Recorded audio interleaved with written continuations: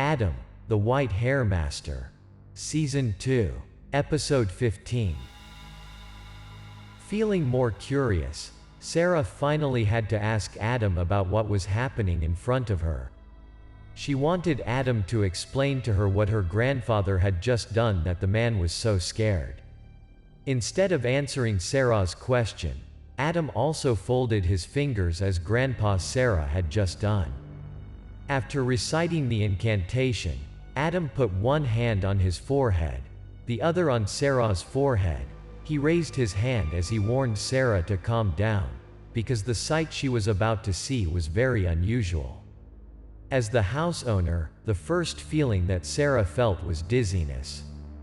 Then everything gradually unfolded in front of her. Despite being warned by Adam before, Sarah couldn't help but be startled by what she saw. In front of everyone now are wandering ghosts. They are unlucky people who cannot return home when they die. After they died, their ghosts did not have anyone to help them, so they wandered around with nowhere to go. Looking at the ghosts constantly coming towards him, the house owner was extremely scared. Sarah's grandfather again repeated his request. At this point, he couldn't think much more, immediately accepted the offer of Grandpa Sarah. Seeing the frightened expression of the house owner, Sarah's grandfather knew that was enough, did not want to scare him any further. He raised his hand and slapped the house owner lightly in the face. Although the slap was very light, the man was startled.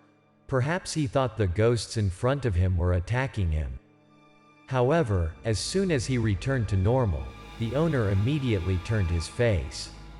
The fearless attitude from before was gone, replaced by an aggressive and angry expression.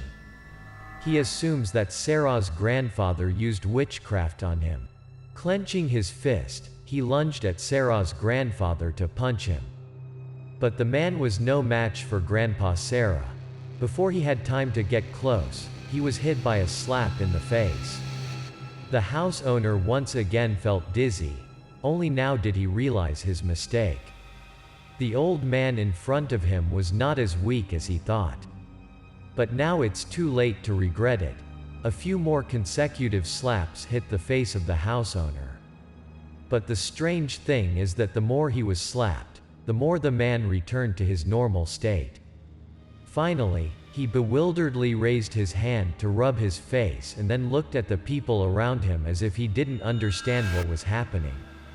When the house owner regained his composure, Sarah's grandfather repeated his request for the last time. He also did not forget to tell the man that there would be even more terrifying things if he refused. Looking at her grandfather's actions, Sarah couldn't help but sweat cold. She did not expect that he was such a cold person besides his gentle face that always loved her. Her cheeks were still numb, and the recent experience was not very pleasant, so the house owner agreed to provide tenant information. He reached into his bag to find his phone, and after a while of searching, he happily held out the phone in front of Sarah's grandfather, and it was the ID photo of the person Grandpa Sarah was looking for. Sarah's grandfather took out his phone to take a picture of what he needed and walked back to the car without saying another word.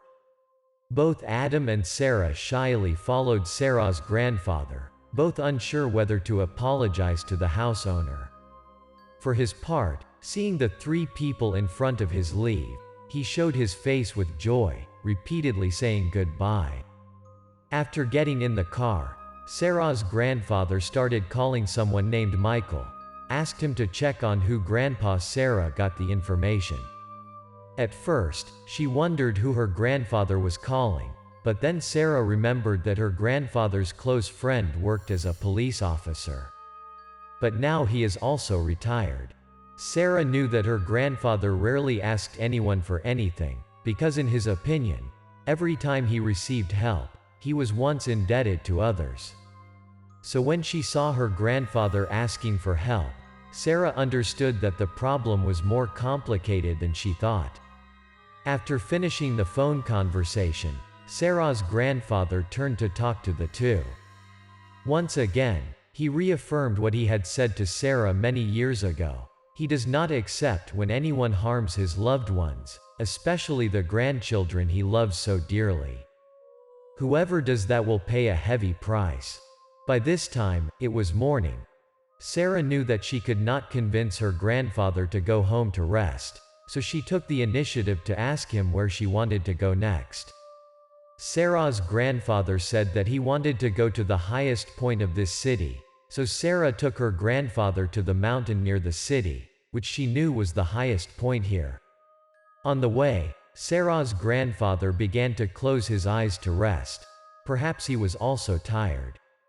On this mountain, there is a building that was built a long time ago. This place is the highest point in a 50 kilometers radius around the city. Many tourists often come here to be able to observe all the beautiful scenery here. Knowing she couldn't convince her grandfather, Sarah asked Adam to do this for her. According to her, her grandfather's impression of Sarah was very good.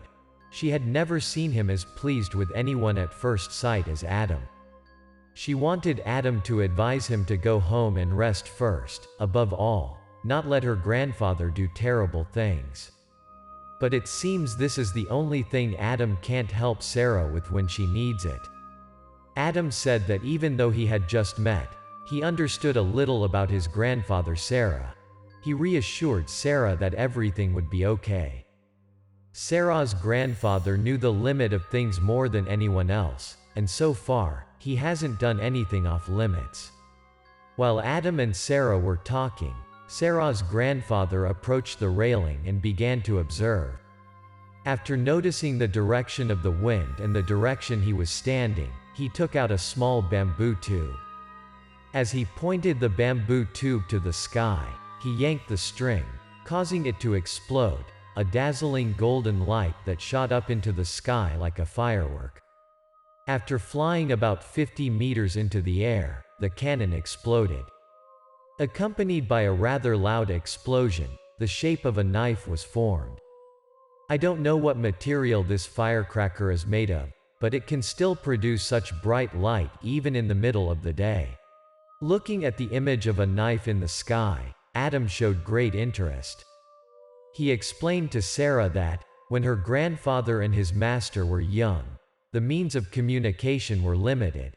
This was the way for everyone to know each other's locations. Adam also said that someone would come here soon. Also staring at the sky, Sarah couldn't help but doubt that someone would come here. To Sarah's skepticism, Adam explains that this is a form of communication typical of some sects. Although it has many limitations, it is not that no one uses it anymore. Over time, modern communication methods gradually changed everything.